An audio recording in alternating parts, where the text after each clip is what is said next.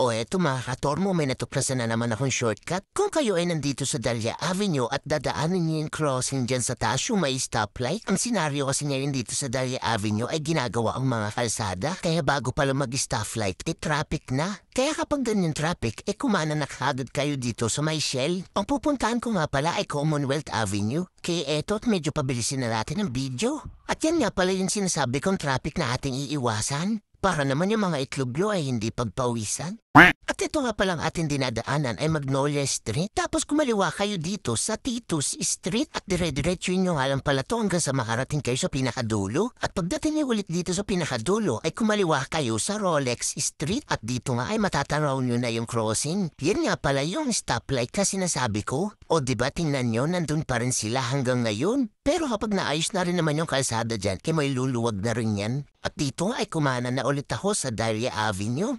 Oo nga pala, ginawa ko lang tong video na to para lang doon sa mga hindi pa nakakahala. At syempre, shout out sa mga taga-Dahlia, sigurado alam na yan. At pagdating niyo naman dito, kayo ay kumanan sa Regalado Avenue. At kapag nga pala dinire-diretso niyo yan, pwede kayo makapunta ng Luzon Avenue. Pero syempre, hindi naman doon ang punta natin. Kaya dito, kakaliwa na tayo sa Buwick Street. Marami nga rin palang kainan dyan sa aking kanan. Kapag maaga ka dito na padaan, may mga nagtitinda rin dyan ng almusal, tsaka yung mainit na pandesal. At dito nga pala ay may madadaanan kayong humps, kaya mag-ingat kayo dyan. Baka hindi mo makita yan. Paalog na naman ang dalawang itlog niya yan. At ito nga pala ating dinadaanan, Camaro Street. At kapag dinidiretso nito, makakalabas na kayo ng Commonwealth. O ano sa tingin nyo? Shortcut ba o long cut?